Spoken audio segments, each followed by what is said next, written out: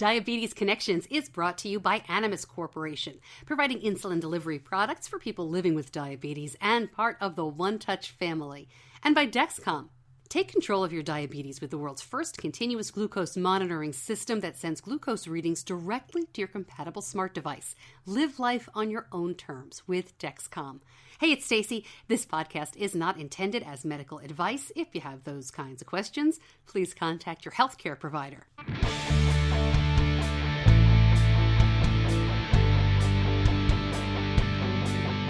This is Diabetes Connections with Stacey Sims.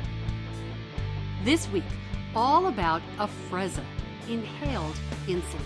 Now, my guest has thought about inhaled insulin ever since his diagnosis more than 30 years ago. That's when his doctor told him, don't worry so much about all these shots because you won't need them for very long. And it was the night before it was supposed to be in. And I sat there and it brought me back to the sights and sounds and smells from 1983, from when that doctor told me that, don't worry kid, there's going to be an inhaled insulin in 5 years. And it brought me back to that moment. So it brought tears to my eyes that night. And it's kind of doing it right now as I'm talking about it. But I was just so excited to be trying something different, something new. Anthony Hightower liked that something new so much, he now works for the company that makes Afrezza. We'll talk about what it is, how it works, and a lot more about Anthony. You won't believe what he did for 20 years before finding his new routine. Plus, what are those little pitchfork things that come with some pump insets? Before you hit the beach, some good advice.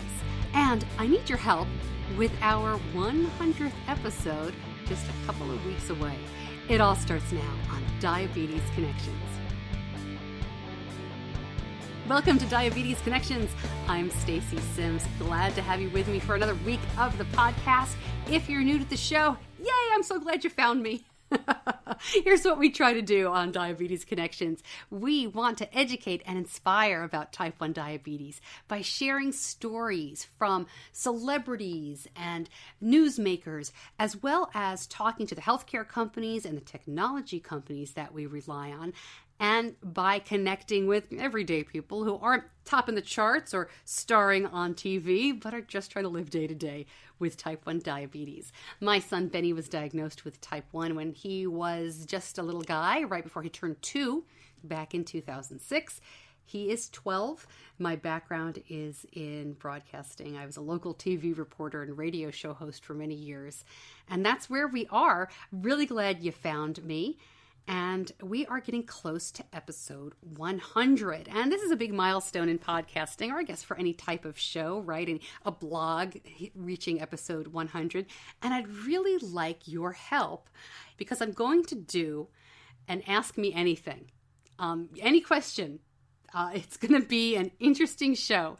You can email me, Stacey, Stacey, at diabetes-connections.com.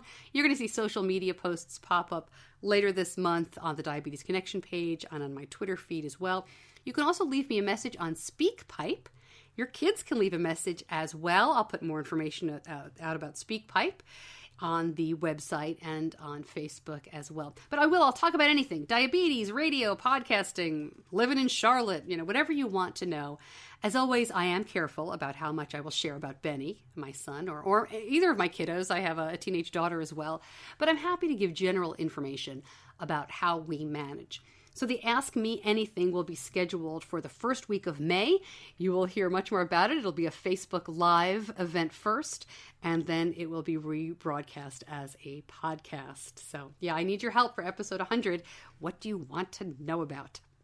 One of the cool things that has happened since I started the podcast is that Animas and One Touch are coming together. I've been happy with Animas and its products for the nearly 10 years we've been using Animas pumps for Benny. We also love the One Touch products that help us make managing my son's diabetes more simple. Putting those two brands together makes perfect sense to me. And now One Touch has an even wider range of products available to help people confidently move forward in managing their diabetes. To find out more about Animas, part of the One Touch family, go to diabetes-connections.com and click on the Animas, part of the One Touch family logo. As I'm recording this episode, it's spring break season for many schools. Weather is getting warmer, summer is coming up, and I had an interesting exchange in a Facebook group that I wanted to bring to your attention. This was one of those little tidbits that was very helpful that I want to bring to your attention. So this is for people who used tubed pumps.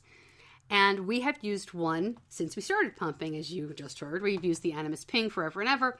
And if you have a tubed pump, then you know that you can disconnect for swimming or for showering, or for whatever reason you might want to. A lot of people disconnect for sports, or, there are many reasons you might want to disconnect. It's very simple, and then click back in.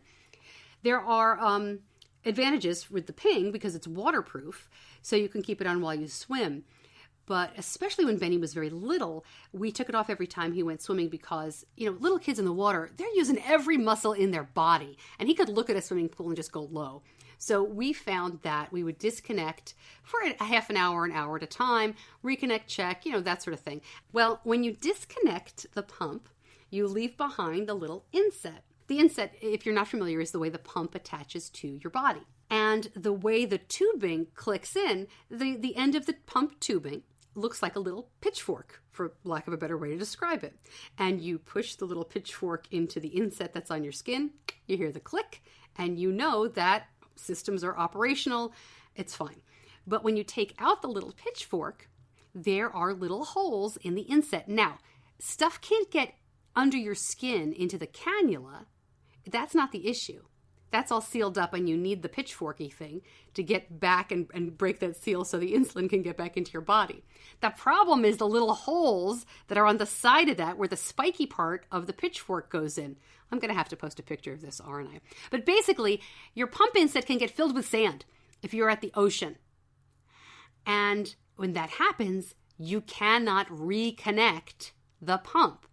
How do I know this? Glad you asked, because one of the first times we ever went to the beach, we didn't think anything of it. We disconnected like we always did at the pool, had a wonderful time playing in the sand. Yay, everybody's great. We went to dinner on one of those beachside restaurants. No one's dressed. We barely rinsed off, having a great time. Went to click the pump back in, and not only do you not hear a click, you can't get the poop, you can't get it back to connect because it's full of sand.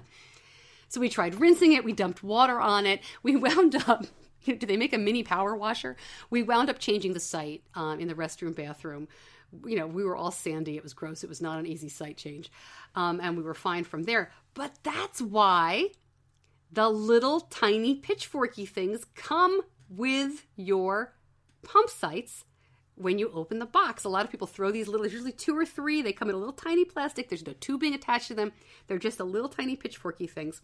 I know Animas is going to call me and tell me what they're really called. Sorry. That's what you're supposed to do. You clip them in to keep the sand out. Other people will tell you clip them in whenever you go in a lake, whenever you go in a body of water where there's bacteria. That has not been our experience at all. I haven't heard that from an educator, but you may want to ask yours if that's something you can do. We only ever use the clips. I guess it's a clip, not a pitchforky thingy. But we've only ever used the clips at the ocean because of the sand. So here's the tip. This is what my husband McGyver'd up when this happened to us, and it works really well. If you have already thrown out your clips, you never knew what they were for, and you're at the beach without them. You take an old tubing. It can be one that you're currently using, as long as you have another one that you can actually use for the insulin. So you take the tubing, about 2 inches from the clip, you cut it. You leave the long end on the part that goes back into the pump. Actually, you're just going to throw that part away, but you cut 2 to 3 inches away from the clip, from the thing that looks like a pitchfork. Then you tie a knot, and you can cut off the end that's hanging out, and ta-da, you have an inset clip. It just happens to have a little bit of extra tubing on the end of it, but it's the exact same thing, and you can use it to keep out the sand. That's what we did, super easy, and then when you get home, you can take one of the clips, if you haven't thrown them away, and stick them in your meter case so you always have them with you. But you will always have tubing if you have a tubed pump, so therefore you always have a clip to use if you really need it. In the Facebook group that we were talking about this with, a lot of people also said, I've never had to use that. I never get sand in my inset. This hasn't been an issue. Fabulous. I hope you never need to use it, but it saved us more than once, and I hope it helped you. Okay, quick word about Dexcom. I'm trying to raise my kids with independence, confidence, and responsibility. And I was pleasantly surprised that using the share function of the Dexcom system helps with that. Using a separate Dexcom Follow app, we can help Benny manage diabetes in real time, at school, at a friend's, at a sleepover, or an overnight school field trip, and that gives us peace of mind and helps him feel like diabetes isn't holding him back. With the Dexcom G5 mobile CGM system, dynamic glucose data can be accessed and shared safely and conveniently anywhere, anytime, to your compatible smart device as long as there's an internet connection. The Dexcom G5 Mobile is the only CGM approved for adults and children ages 2 and older with diabetes. Do not make treatment decisions based on share and follow readings. Always confirm with your compatible smart device or Dexcom receiver. For more information, go to Dexcom.com. This week's guest came on to talk about Afrezza, the inhaled insulin that's of interest to so many of us. We're going to talk all about it. It is only available for adults right now. But Anthony Hightower has a pretty unique story himself. You know, there's a lot of burnout in the diabetes community. Understandably so. This is not easy. And, you know, I think for adults, whether they were diagnosed as kids before the internet or diagnosed as adults today, it can be really hard to make those connections. And you know that I think connections are necessary, not just for peace of mind, but for good overall health. And I have a lot of studies that can back me up on that. Really, I feel for people who are alone with diabetes or alone with any chronic condition. Anthony Hightower is on the straight and narrow, as you'll hear, very narrow. His BG range is tight. But he went 20 years without seeing a doctor or knowing his A1C. How about that? We're going to get to that in the second half of our talk and what brought him, back around. Thankfully, he's healthy now. But let's start out with Afrezza. Anthony is with Patient Relations for Mannkind Corporation. That is the company that makes Afrezza. A lot to talk about. Here's what he had to say. Anthony, thanks for spending some time with me. I am so excited to learn more about this product and about you. Thanks for making some time. You're welcome. Thanks for having me. All right. So when we met at that conference, that JDRF conference in South Carolina, people were, I watched them. They walked by your booth and they didn't really seem to recognize what was on top of the table. So they walked by, then they would turn around and say, what is that? And go over, and you heard you answering the same questions over and over again. Do you mind answering them again? What is Afrezza? How does it work? What is it? Afrezza is amazing. I will tell you firsthand that I am an actual user of it. I've been on the product for just over 2 years now, and it is an inhaled insulin, and actually the only inhaled insulin that's on the market currently. It's a fast-acting mealtime insulin, so it replaces what your typical mealtime insulins would be, or if you're on a pump, you would replace that bolus for it in exchange for a puff of some Afrezza.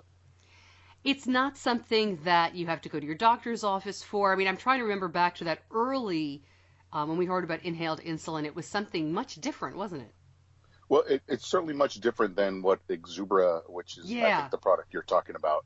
The only thing that they actually have in common is that they were both inhalable, but that is about as far as we go for comparison.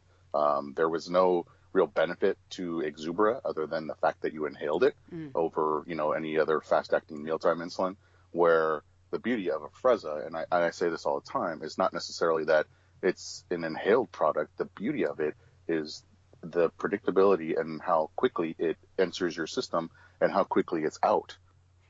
So this is different from when we think about inhaled insulin. A lot of people think it's apples to apples, but it's not only that you're not injecting; it's a different effect on the body. Can you explain a little bit more about how quickly it works?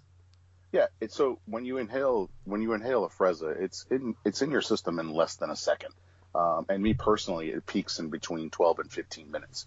So knowing that, once I inhale that insulin, I'm going to see a change in my graph. And I have the luxury of wearing a Dexcom CGM. So I do have that luxury of seeing in 12 to 15 minutes after I inhale that there's a change in my graph. Whether I'm trending up, I will see it level off. Whether it's straight arrows up, I will see that thing leveling off.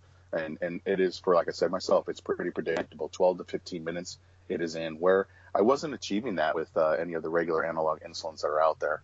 I was seeing 45 minutes to an hour of lag time before that would ever happen.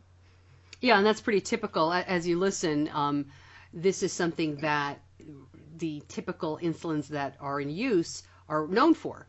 That's why so many people need to pre-bolus, not just right before they eat, but 30 minutes before they eat, because the peak can come an hour and a half later. And so when you take it, do you take Afrezza as you eat? Yeah, and it really depends on what you're eating. There's certain things that will impact my body a little bit longer or a little bit later.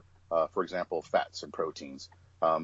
Those generally don't metabolize in my system till about 2 hours later. Now, granted, I'm always having something else with it, whether I'm having, a salad with croutons or breadsticks or, something in addition. So I generally inhale my insulin right when my meal is delivered to me or right when I'm sitting at the table to eat. Yeah. And again, because it's so rapid acting, you have that luxury of doing that. Where before I was, and this is when I was taught back in 1983, you had to take your insulin 45 minutes to an hour beforehand. And you were just having too many lows. I mean, you don't know what you're going to have when you get to that restaurant. You don't know if your appetite's going to change. There's so many different variables that are out there. And there's been, many times where I would take my insulin and be on this downward trend. And by the time I get to a restaurant, seat wouldn't be ready, food wouldn't be ready, whatever it was. And I would have just a horrible low. And then it goes with that. And then all of a sudden you start eating and you start spiking up. So by the time your meal comes, your blood sugar is already high again after you've tried to pre-bolus for it. Wow, 1983. We'll definitely talk about your story because it's not that long ago, but it seems like so much has changed, as you alluded to, diabetes-wise. And you make a really good point because just like regular insulins or the current insulins, Afrezza doesn't seem to work the same for everybody and for every meal. I mean, I'm sure, just like with the Humalog that my son uses, his friend uses it too, but they can eat the same meal and have completely different results. So you got to figure out what works for you. How do you measure it? Is it a puff? Is it we have this, my son uses an insulin pump, so people are more familiar with that, with the units that are liquid, and you're, in a syringe you can get a half a unit, but with a pump you can get 0.02, that sort of thing. How do you measure Afrezza? Right. So Afrezza comes in 3 different doses. There's a blue 4-unit dose, there's a green 8-unit dose, and then a yellow 12-unit cartridge. And basically, if you're taking anywhere between 1 and 4 units of a regular injectable insulin, you would round up. So you would take the blue cartridge, which is 4 units. Anything between 5 and 8, you would take the 8-unit cartridge. 9 and 12, you would take the 12-unit cartridge. And then you can do a combination of those things as well. So for me, I personally will look at a meal and I'll see small, medium, large. There is no more carb counting that goes along with that. I would have, for example, a base of, say, 8. So an 8-unit cartridge would be for any meal that I'm having as a starting point. And if I look at that and I say, okay, there's more carbs in there, even though I'm not counting them, but I can tell that, there's something a little heavier, then I would go to a 12. And then again, if it was something even larger than that, then I would bump it up to a 16. And there's been times where, I'm going out on a sushi binge with, rice and, the sauces and everything else, or pizza or something, along those lines, or a big bowl of pasta. And I increase it just accordingly. Is that something that confuses people, though? I mean, I know you work for the company. I know you're not here to also just kind of give us the happy talk on it, and I appreciate that. But I've heard a few people say, well, I use 1.2 units when I eat, or I have 20.02, whatever. It seems like Afrezza has a little bit of I don't want to say less flexibility, but it's not dosed the same. So is that confusing for people? It's not dosed the same, but actually, once you start using it, you're going to realize that it has way more flexibility. You don't have to have that delicate titration, that 0.8 whatever units that you're using on a pump. Again, it's anywhere between 1 and 4, a 4-unit cartridge, 5 and 8. So there is certainly flexibility, and the beauty of the drug itself, again, is that it's so rapid in, so rapid out that you don't have that stacking. So I know a lot of people who especially convert from coming over from a pump, because you have that, the low numbers that you use when you're bolusing for a meal or even setting your basal. One of our other advocates that works for the company too, she was a pump user for such a long time. And when I told her, hey, the lowest cartridge they come in is 4 units, she was like, I've never taken 4 units of insulin in my life for anything. But once you're on it, and that's true, but once you're on it, you realize it works completely different than any other regular analog insulin that is out there. It is not the same. So you're your way of thinking of how these things work with, in comparison between an analog insulin and Afrezza, the inhaled insulin, has completely changed. Do you use it without a long-acting injectable insulin like a Lantus or a Levemir? So you still need to take a basal insulin, which I take. I'm on Tresiba. I take that one time a day. I have an alarm set at 9 o'clock every night. But again, the beauty of Tresiba is there's some flexibility and you have a window. So, and these are some of the things that, I'll talk about, and I've always talked about. The freedoms that you get with Afrezza is that you don't have to carry all these additional diabetes tools with you, the Frio packs. And, I carry a small little bag with me. I don't have to carry this big bag with, backup vials and coolers for, my vials, or these pens and a bunch of needles. I carry this tiny little thing that fits in my back pocket that would probably last me about 2 days worth of inhaled insulin. But again, with that, the freedom that you get from that, plus the freedom that I've been getting with Tresiba, is that I don't have to carry my pen with me when I go out to dinner at night. I know that at some point within 8 hours, I will be home and that I will have that window of opportunity to take that injection without having to see a change in my graphs for the next couple of days. It's still just beautiful flat lines that I see all day long. Yeah, I need to educate myself more on Tresiba and the other long actings that are coming out, because we switched to a pump in 2007 and haven't looked back. So I don't have personal experience with that, but I'm hearing terrific things about Tresiba. I get a lot of people, especially people that are on a pump, that are fearful of not being able to adjust that basal rate, and because you have so many different. And you'll have to forgive me because I've never been on a pump in almost 34 years that I've been a type 1.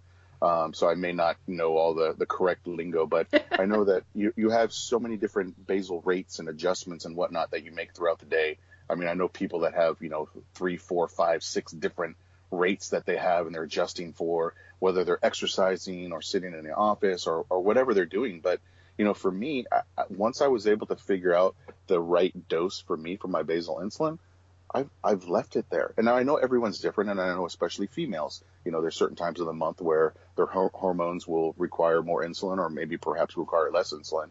But for myself, it's been the same dose ever since I pretty much started.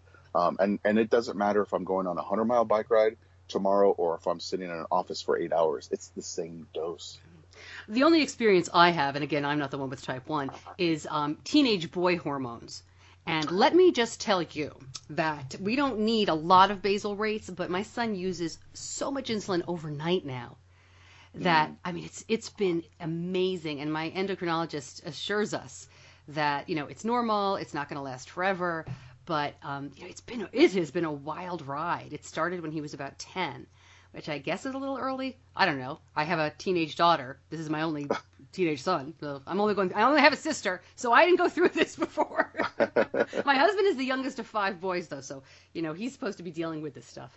But man, yeah. So that's really interesting about basal rates, but different conversation. I get it. So you mentioned the portability of Afrezza. You just throw it in a bag. Does it look like an asthma inhaler or like a vape? I'm trying to think of how to describe it. It's small. It looks like a whistle or some sort of like maybe even a duck call. Yeah, that's kind of what I refer to. A lot of people, when you talk about the inhaled part, they think of Exuber, which is this really, and I have no other better way to describe it, but it looked like, a bong for illegal drugs. And, and that would be embarrassing enough. I know, I've actually been kicked out of restaurants as a teenager when I was drawing my insulin to my vial because I was on the NNR for many, many, many, many years using a syringe and didn't switch over to pens until, late in my diabetes life. But yeah, I've been asked to leave restaurants because of that. And I can't even imagine that if I were to pull this thing out, especially as a teenager, that what they would be wondering what I'm doing. So yeah, this device is tiny. I mean, it fits in the size and in palm of your hand. The cartridges are really small. And again, all of that, like I put together in a kit, fits in the back pocket that I have. Yeah. So doesn't need to be refrigerated, that sort of thing? Yeah, so there's, obviously with everything, it needs to be refrigerated, and you can take them out of the blister packs, and they're good for, several days. And then, that's why I said the pack that I carry around, which is just a little Ziploc bag kind of, I don't even know what it's made out of. But that fits in my back pocket, and it has generally about two days, maybe 2.5 days, which is perfect because that you can keep out and not have to worry about refrigerating. Okay. Where Yeah, all the so, rest, go ahead. where all the rest is in the refrigerator, Right. and I So, just break it out as I need it. yeah. So no special containers when you just want to go out for a day or even the weekend. No, and then the other beauty of this too is when you're done with the cartridges, they can be disposed in household trash. So you don't have to worry about a sharps container. You don't have to worry about throwing it back in your bag. So that when you get home, you can put it in your sharps container. It's really simple. So talk to me, if you could, a little bit about some of the studies and indications about inhaling it, because that's something that people are concerned about. Is it safe for your lungs? Are there side effects that way? What can you tell us about that? So I can assure you that I've been on this for a little over 2 years now. I'm an avid cyclist. I've, ride my bike in several centuries. I participate in the JDRF rides, the ADA rides, even rides of my own. I did a 200-mile bike ride last year from Seattle to Portland, and I've had no side effects whatsoever in my lungs. Now, in order to get on the drug itself, you have to get a prescription for it, one, and you have to get, which is simply an FEV1 test, which is just to measure your lung capacity. And really what that's for is they want to rule out asthma or COPD, which the drug itself is not indicated for patients with asthma or COPD, as well as it's not indicated for pediatrics at this time. Yeah, and I did see that the company that makes Afrezza has teamed up with JDRF, right, to study kids. That is correct. Yeah. So we're hoping that in the next couple months or so that that study will be going along, and we'll be, who knows how long it takes. It has to go through the FDA process Sure. and whatnot. But again, I waited 30 years for this. So, if moms and dads and kids can hang on for another year or two, trust me, it'll all be worth it. What's amazing to me, you mentioned you have the Dexcom, and my son uses that too. And this was pointed out to me by Tom Brobson, who's with JDRF. I had him on the show recently. And he said that there's going to be a generation of kids that have type 1. Let's not get, obviously we all want a cure, and hopefully that's coming someday. But there's going to be a generation of kids and adults with type 1 who get a Dexcom pretty quickly and use a pump or something like Afrezza. And the pokes in these people's bodies are going to be so minimized because the Dexcom will be factory calibrated, the next version, or the Libre, whatever they're using. So there's no calibration needed. And then when you use a product like Afrezza, then there's no injections. It's hard to imagine someone with type 1 diabetes having, one needle stick a day. It's really, not no finger pricks. I mean, that to me is just incredible to think about when you obviously it's not here yet, but wow. It's pretty darn close. I do the Dex where I calibrate twice a day. Yep. I'm kind of strange in the way that when I'm walking by my meter and I see it there, I tend to just take a blood test just to make sure. I went from a life of where I lived 20 years without testing, without going to a doctor, without having my A1C tested. So I'm on the complete opposite end of that spectrum where I kind of go overboard. And I went from taking 8 injections a day prior to Afrezza and prior to Tresiba down to 1. Yeah. So two finger pokes a day plus 1 basal injection. That's not bad. It's incredible to think of, because when my son was diagnosed and he was not yet 2, we also did, I want to say we were up to 6 to 8 injections a day because our plan was always eat when and what you want and give an injection. It wasn't 2 to 3 shots a day and then eat to the insulin. And my son really has always enjoyed eating, as has most people in our family. And he was, after the first couple of weeks, which was a nightmare, it was like, yeah, sure, I'll take a shot for that. Yeah, I'm going to eat that. Sure, I'll take a shot for that. So it's incredible to think about how it changed. Anthony, let's talk about you, because you've hinted to this a few times, but you were diagnosed in 1983. How old were you at that time? What was that like? It was definitely life-changing for me. I was 13 years old. And I was a kid who just loved being on his bike. And matter of fact, I was on my bike the day that I was diagnosed. At the time I lived in San Francisco. I was out with some friends. We were riding around town. It was still summertime for me, and just enjoying just another day on the bike, being a kid. And I kept telling my friends I didn't feel well. And of course, I knew nothing about diabetes whatsoever. I knew no one that was living with either type 1 or type 2. I was 13. You don't know those things. You don't pay attention to those things. But looking back on it now, all the signs and symptoms were there. The increased thirst, the increased urination, the weight loss. I think I had lost 29 pounds. Oh my gosh. When I was diagnosed, and I was a tiny little kid to begin with back then. So I was out on my bike with my friends, and I kept saying I didn't feel well. Ended up stopping, and I got sick all over the Ferry Building in San Francisco, and just I can't imagine how bad it was. And luckily, my father's office was not too far from there, so I hopped on my bike, rode to his office, and all I remember was just jumping off my bike, curling up in a ball on his floor, and just that was it. Next thing I know, everything was kind of fuzzy, but the next thing I know, I was at UC San Francisco and being admitted. And I think I was fortunate that, my parents or my mom had called my doctor to, kind of explain what was going on.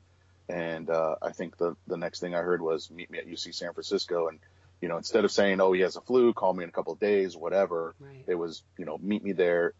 I did a blood test, whatever it was, and I was in a hospital for 5 days. Wow. How soon do you recall that you got back on your bike? Were your parents okay with that? Was it something that you were frightened about doing? So diabetes and education and, basically what we know about diabetes today wasn't really what we were taught back then. I was dying to get on my bike. I would have my friends would ride from, 15, 20 miles away on their bicycle to come visit me in the hospital. And all I remember was just sitting there staring out the window, looking for them to show up. And I just wanted to enjoy the rest of my summer and be back on the bike. So as soon as I was out of the hospital, we went on a camping trip. We went to some very secluded place where, you're on horseback in the mountains, and there was no, doctors nearby. There was no hospital that was close by. It was just kind of one of those things. And I could have sworn, and I may be wrong, but I could have sworn it was maybe like 2, maybe even 3 weeks, if that, after my diagnosis. That's because great, again, though. It was right. But we didn't know that, and I think today a lot of parents are, they're wrongfully, they're being accused of being helicopter parents when really they're concerned about their children, which is of course, I mean, that's what I would be too. But, they don't let them do things that, that quote unquote normal kids are allowed to do. And because of the education that wasn't there for me, I guess, as far as what diabetes is or what it can do. And again, I was only on 2 injections back then. So things were a lot different with NNR. I think I started on purified pork insulin back then as well. So things were a lot different. Blood testing. I didn't have a meter for the first year, I believe, after my diagnosis, because they just weren't readily available. I think they started coming to market back then. They were quite expensive, but I didn't have the first one until I think about a year after my diagnosis. So again, the strips that I was using, these chem strips, you would test your blood sugar, wait a minute, wipe it, wait another minute, and do a little color comparison on this bottle to see what range you were in. And it was like 80 to 120, 120 to 140, or whatever it was. And so you never really knew how well you were doing. Plus, with insurance, you were only allowed to take 4 tests a day. So, things were a lot different back then. It's a different kind of show altogether to start talking about parents and helicoptering and all that. But let's just say frequent listeners to the show will know that I think that many parents are so fearful because of social media that they will hold their kids back. And all that does is make the kid more fearful. I'm a big proponent of go and do it. And I worry about my son every single day. But he goes to regular sleepaway camp, not just diabetes camp, and he always did sleepovers. Anything that we would have done without diabetes, we never wanted to say no because of diabetes. So you can make it work. And again, that's a different show altogether. But I agree with, we know so much more that it's wonderful. I mentioned the Dexcom and the different insulins and the meter. But at the same time, all of that information is incredibly scary. I know for a fact that the 7 years before we got the Dexcom, I mean, did my son go low a bunch of times overnight and I didn't know? Gotta be, right? I mean, how does it not happen? So it's a little more frightening when you know more, as great as that information is. All right, so off the soapbox, there's other stuff to talk about with you. So where did you go from there? I mean, 13 years old, huge life change. It sounds like you did get back on the bike and back with your friends pretty quickly, but did your life really, how did it not change, I guess is the question, but how'd you do after that? So it really made me grow up overnight. I was a 13-year-old kid, but yet now I have this big responsibility on my shoulders that I would have to take injections, and that's not normal. Having to take injections, having to test your blood sugar, eating and this was my biggest beef growing up as a kid, was that I had to eat when I didn't want to, and I couldn't eat when I wanted to. So really, that was my biggest complaint about diabetes. I accepted the fact that I had diabetes. It was never an issue. Again, I wanted to learn how to take an injection quickly so that I can get out of the hospital. It wasn't like, it was like, I don't even remember how soon after I was in the hospital bed where I was like, let me do it.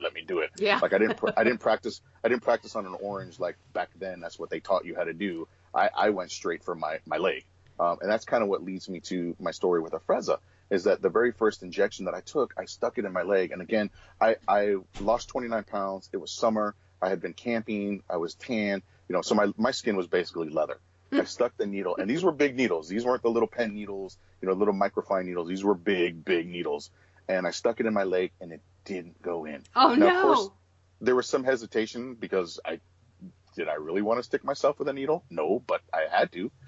So I stuck it in there, and it didn't go in. So it sat there on the top of my skin, and I twisted this syringe. I twisted it and twisted it.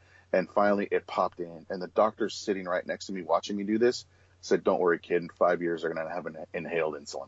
Oh. And that was almost 34 years ago. Yeah. Wow. So, we've all heard that story about the cure, about this in 5 years. But that's exactly what I heard, is that there'd be an inhaled insulin in 5 years. Wow. You mentioned, I might have misheard you, but I thought you said something about 20 years of not going to doctors. Or right. Not checking. What was that about? I think what every person living with diabetes goes through is a burnout phase. I call it autopilot. I was still taking my insulin, but again, I was only taking 2 injections a day of the cloudy and the clear NNR. And just through time, I would increase it by a couple units here, a couple units there. It was just more of what I was feeling. And being on autopilot, I was burnt out. I didn't want to go to the doctor. It's one of those things where no news is good news.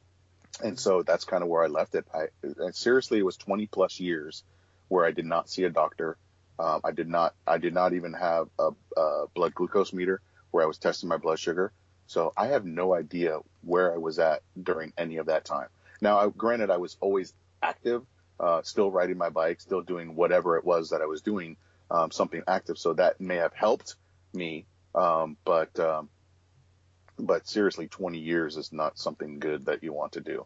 Okay. Remember I said earlier, like, I don't worry that much, or I let my son do lots of things. The mom in me, like, I held my breath while you were saying all of that. How did you do that?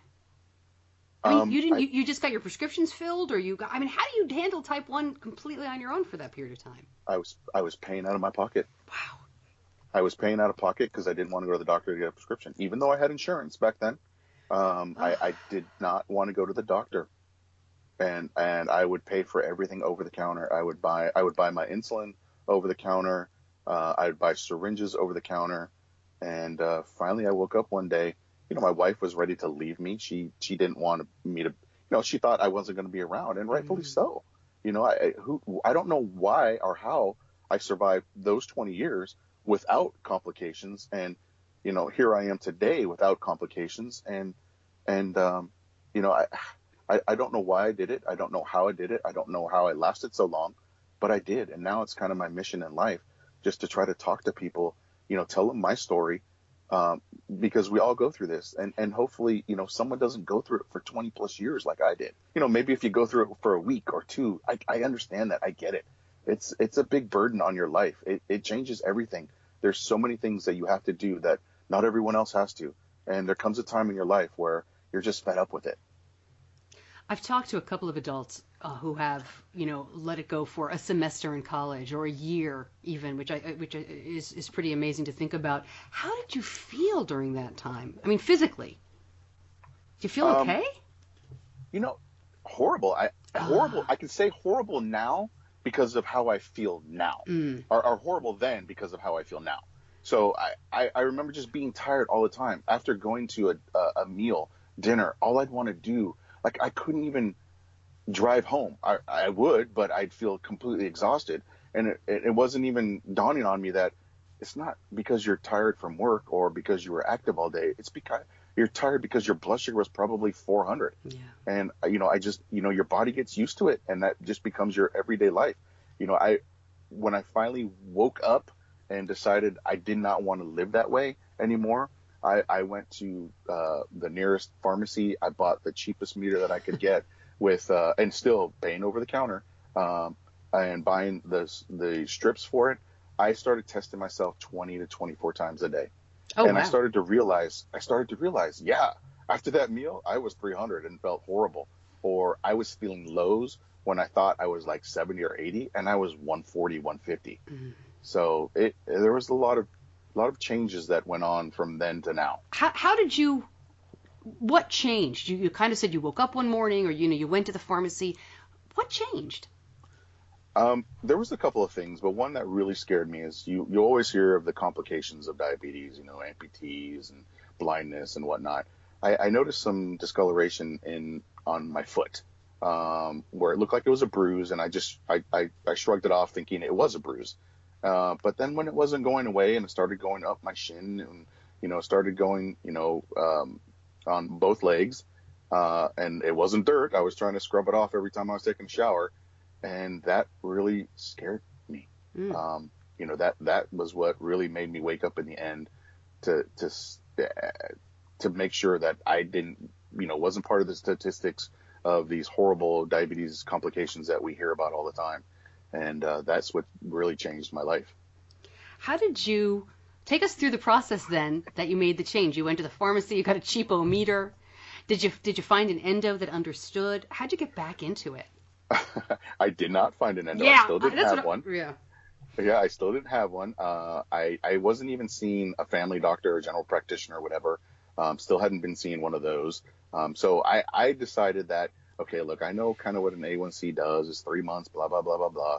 So let me test myself, and I went online. I started figuring out what an actual bolus was, because I'd never bolused for a lunch, because I didn't know that. I was taking the 2 injections a day. I was taking NNR in the morning and NNR in the evening, and that was my routine for, I don't remember, 30 years maybe, of the same routine. I was increasing my insulin as time went on, where I was taking 25 units of Humalog, or not Humalog, I'm sorry, God, what was it? R. I was taking 25 units of R and 25 units of NPH, and mixing it in a vial and injecting that into my body twice a day.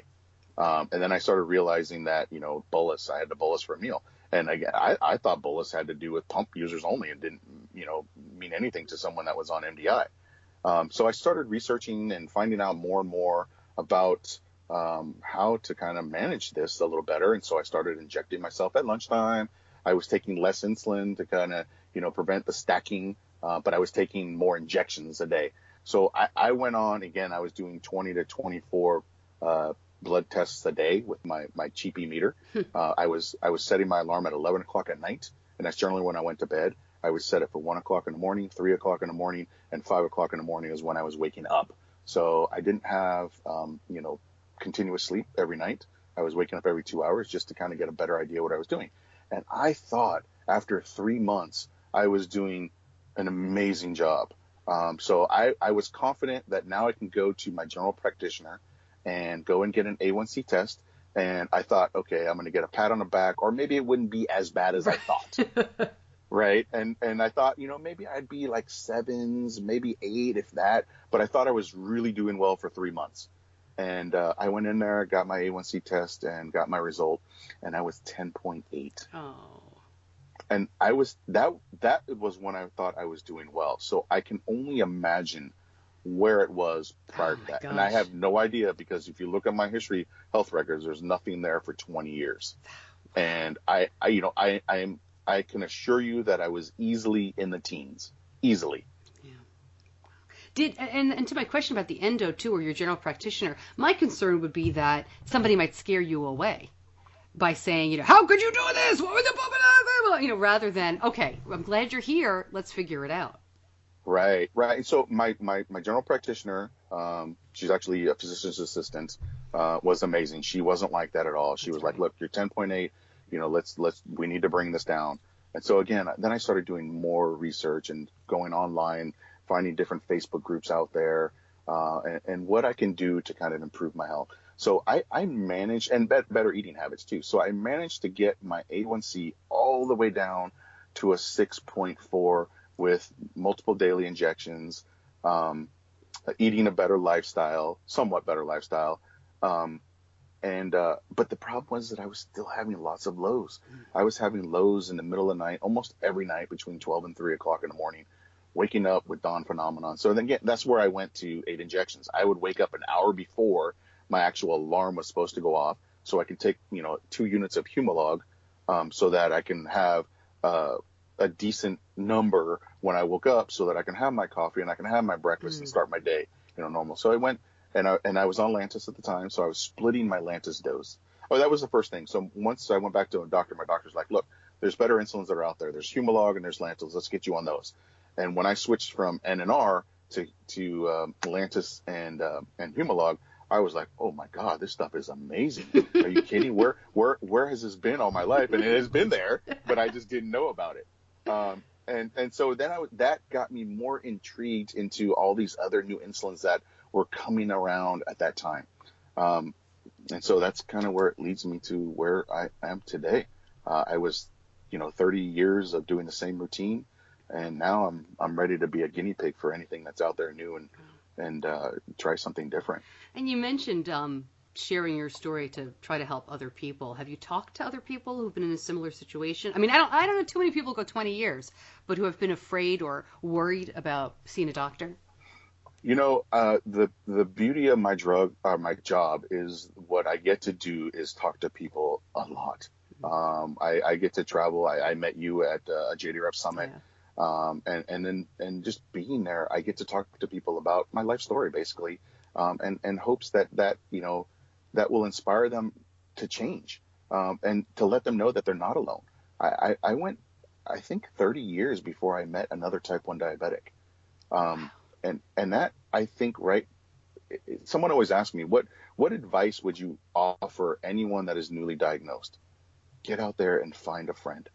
Get involved in the diabetes community, whether it's your local ADA office, your JDRF office, any club, any organization, anything that's out there where you can meet other families that are going through the same thing as you. Not only is it important for the parents, but it's also important for the child to see that, there is someone else out there on a pump or taking injections or having to test their blood sugar or having to count carbs or worry about their eating. When you have that peer-to-peer support, it is so powerful. It will change your life. How did you, I'm going to guess around age 40 then, if I'm doing the math right, how did you finally meet somebody with type 1? I was on Facebook, and I was on all these different groups, and someone had, and I still hadn't met anyone, but a friend of mine had mentioned this thing called the Unconference. And I went online, I found out about the Unconference, and it sounded amazing. It was the very first one that they were hosting in Las Vegas. So I was a part of that group. I think there was about 90 of us there for the very first conference. And it changed my life. I met other people there. There was about 5 or 6 of us, and we still keep in contact today.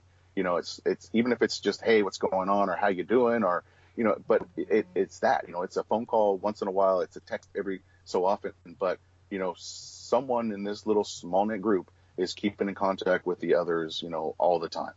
Wow. And that was the first time that I ever met another type 1. It was awesome because I got to go to this conference where it was peer-to-peer support conference.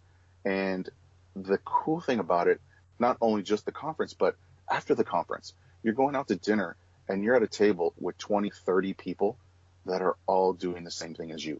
People are pulling out their pumps, pulling out their meters, pulling out their decks, just everyone. It felt, for the first time in my life, normal.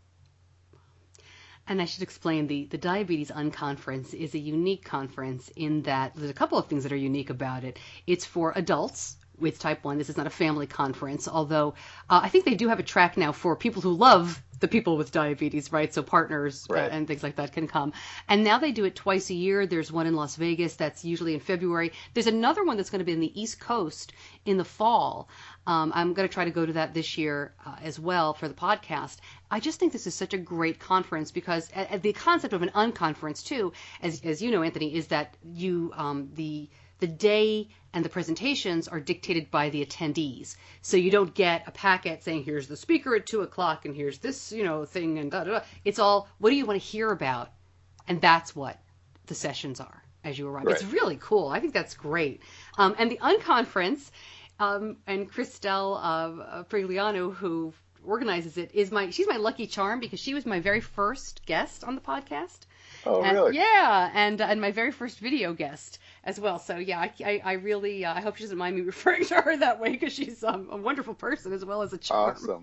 Love her to death. I wish I could hug her right now. I'm just so glad that it helped you in that way because we're so privileged that my son has grown up with that peer-to-peer support. He doesn't even know what peer-to-peer means, and he's known other kids with diabetes since he was 3. So it's an amazing thing that really can't be underestimated. Did you share your story at that time? I mean, did you tell people at the Unconference, oh my gosh, don't judge me, but this is my experience? And did you hear positives back? Yeah. So I've never hidden my story. I'm not ashamed of telling it. Never have been. I know it's not the best story. Not taking care of yourself for 20 plus years. But I never hid that. So everyone, kind of stood up at the beginning to tell your story. And that was when I started actually taking better care of myself too. So, I got up, I talked about, my life with type 1 diabetes in the introduction, and everyone else in the room did that. And I remember hearing from across the room, someone saying that they were on this inhaled insulin called Afrezza. And I don't know who it was. I don't know where it came from. But that intrigued me because it brought me back to 1983 to when that doctor said, don't worry, kid, they're going to have an inhaled insulin in 5 years. And so that's what got my interest peaked in this drug. And I went home and I Googled everything I could about it. And that's kind of where I got my start with it. I want to talk more about Afrezza right now. I want to go back to that. But I would say I'm thrilled that you're sharing your story. I'm not thrilled for you that you had to go through those hard times. But I give you a lot of credit, and you're definitely helping other people. I mean, this is not an easy road, and perfection is not an option. So I'm thrilled that you share it as openly as you do, and I appreciate that very much. Thank you. You're welcome. So back to Afrezza. One of the things that I have read is that it is difficult for doctors, or it's been difficult for you all, to educate doctors and to get them to talk to patients about this. Is that true? It's like anything that's out there. I can assure you that when the pump first came out, I bet you doctors were resistant to that as well. It was a whole new learning curve that they were going to have to understand and get involved in when they were so used to, prescribing vial insulin or pens or whatever it was before these pumps came out. So, yeah, it's different. You do have to learn, but it's no different than learning how to inject yourself. It's no different than learning how to, set your basal rates on a pump. So yeah, is it different? Absolutely. Is it life-changing? Most definitely. Have you, well, your position is that you're the advocate you're with patient relations. So do you talk to doctors often? I'm just curious what the experience has been. I do. So okay. I get the luxury of going out with the local drug reps. I'm not a drug rep. I am a patient advocate for the drug. And I have a really cool story if we have time to talk about that as well. Yes, I do get the luxury of going out on ride-alongs with the reps and getting to talk to doctors and share my experience firsthand. Now, a lot of doctors know, the clinical side of it. They want to hear more of the emotional side of it and what is done. And so when you get a chance to go in there and talk to a doctor about that and tell them about the freedoms and how much it's changed your life, they're more willing to try it. So tell me the story. What was that story you wanted to get to? So I was about to the point where I would want to talk to my doctor about either getting on an insulin pump or trying these two new insulins that came out. One was Afrezza and the other one was Toujeo at the time. And this was 2 years ago. I was 8 injections. I was running out of real estate, scar tissue all over my body, especially doing this for so long, that I went to my doctor and said, hey, I either want to talk to you about a pump or these two insulins. And my doctor said, look, I would rather my patients have a CGM. I would rather my patients inject their insulin, or in this case, inhale their insulin, because at least they know what they're getting. So he was all for it. Yeah, I was his first patient on Afrezza. I think his second patient on this new basal insulin Toujeo, and wrote the prescription up for me and said, come back and see me in 3 months and let me know how it's working for you. So right away, from the first, I'm sorry, I'll talk about this too much, but I've cried maybe 4 times in my adult life. 3 is when I had to put my dogs down. The 4th was the night before I got my prescription. Everything was done. I had my spirometry test done, had all that done. My insurance was all covered, ordered my Afrezza, and it was the night before it was supposed to be in. And I sat there, and it brought me back to the sights and sounds and smells from 1983, from when that doctor told me that, don't worry, kid, there's going to be an inhaled insulin in 5 years. Brought me back to that moment, brought me back to realize that, you know what, maybe there has been some great advancements in diabetes care and diabetes management that, maybe now there might be a cure. Maybe not in my lifetime, but maybe in, your son's lifetime, or someone, else that's being newly diagnosed with this at a young age. And it brought me back to that moment. So it brought tears to my eyes that night. And it's kind of doing it right now as I'm talking about it. Yeah. But I was just so excited to be trying something different and something new. And when I got on it, it really changed my life. And that's kind of what brought me to my job. I started talking about it because right away I could see the effects of it and how it was working compared to what I was so used to for so many years, that I started posting on social media right away, trying to tell all these new diabetic friends that I have out there now on online community, Facebook, Instagram, whatever the social media was, started posting about it. The chief commercial officer, Mike Stagna of Mannkind, started following me and would, make comments about my posts and, congratulations and great lines and great to see that, working for you. And I knew a little bit about him just because I did a lot of research about the company, knew that he was not a diabetic or living with diabetes. And so I challenged him a contest. I said, hey, Mike, and this was about 16 months of me being on Afrezza.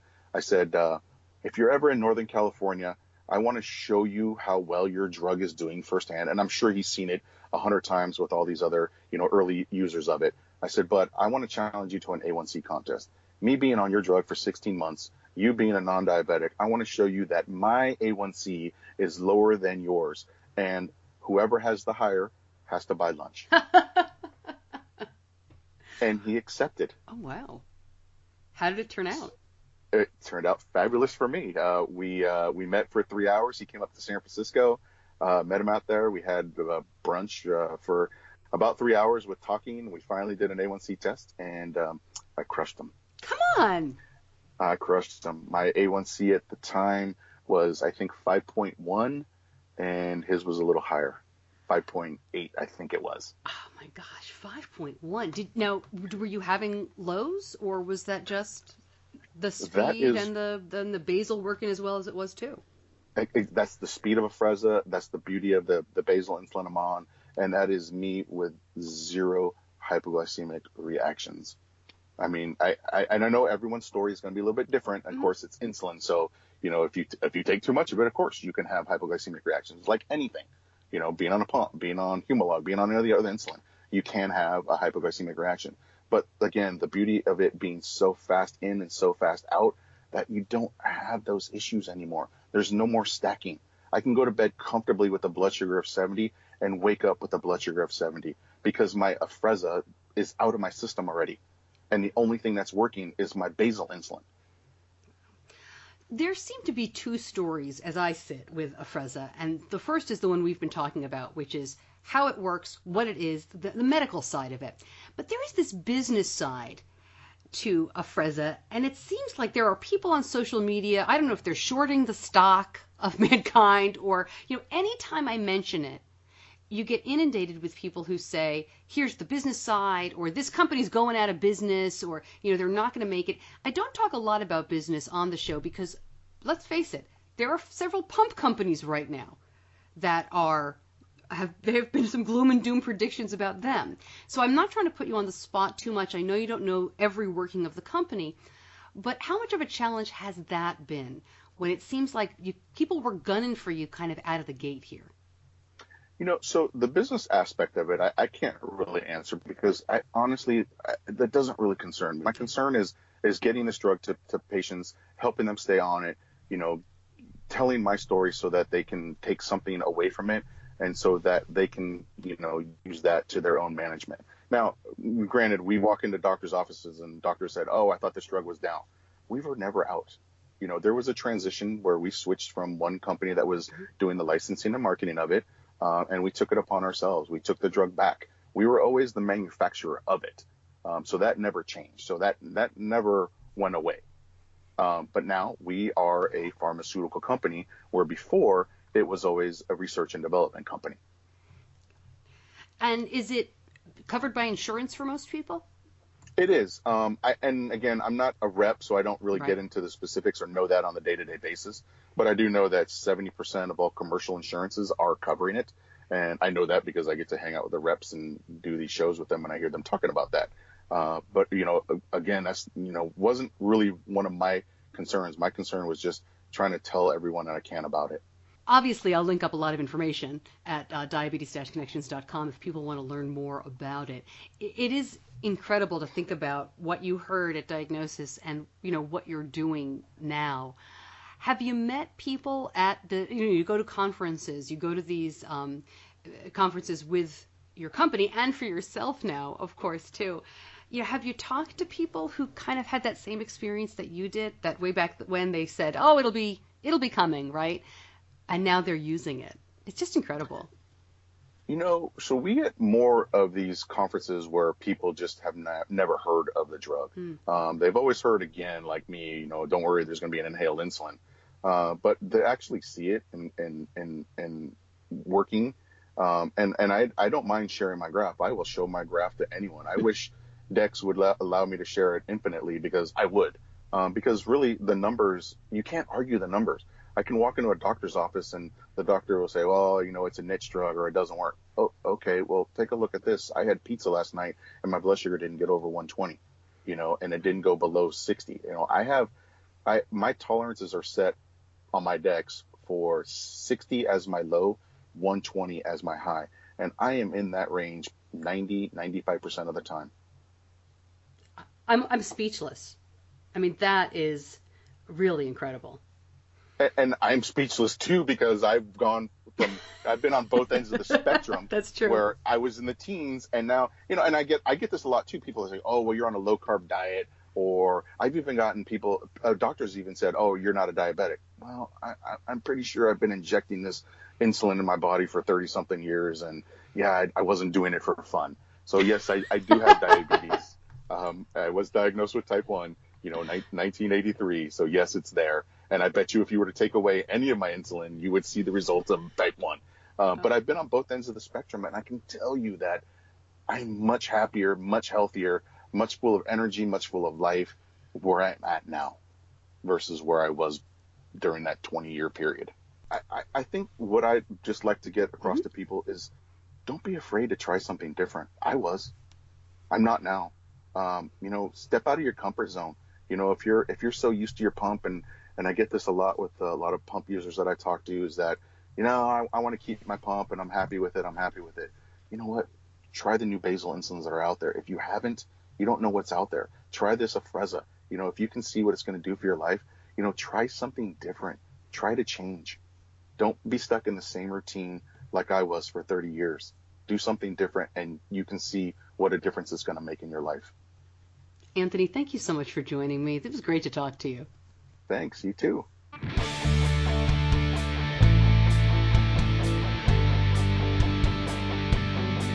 You're listening to Diabetes Connections with Stacey Sims.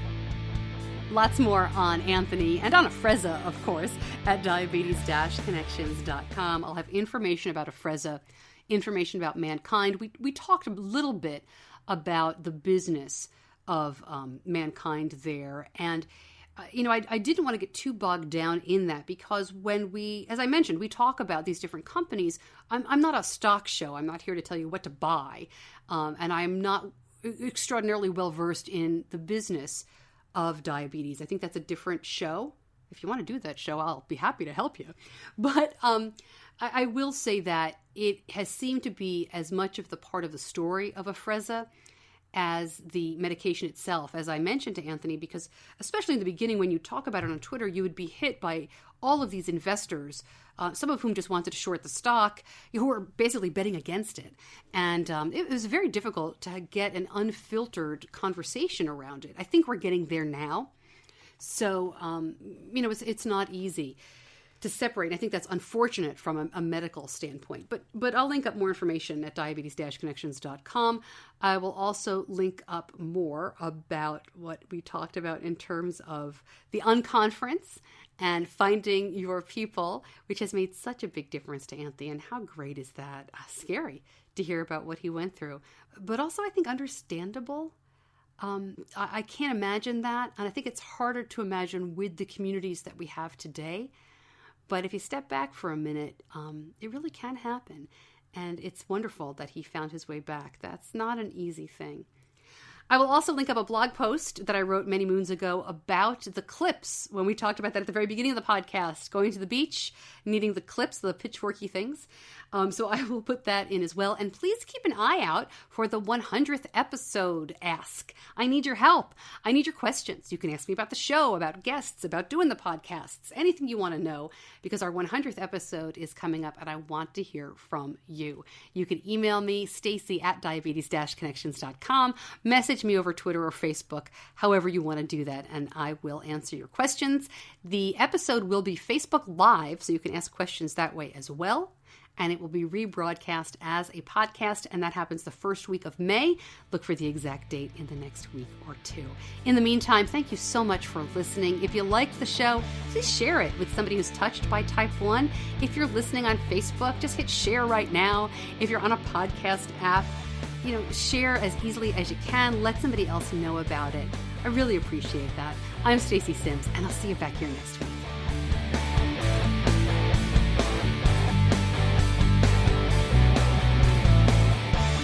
Diabetes Connections is a production of Stacey Sims Media. All rights reserved, all wrongs avenged.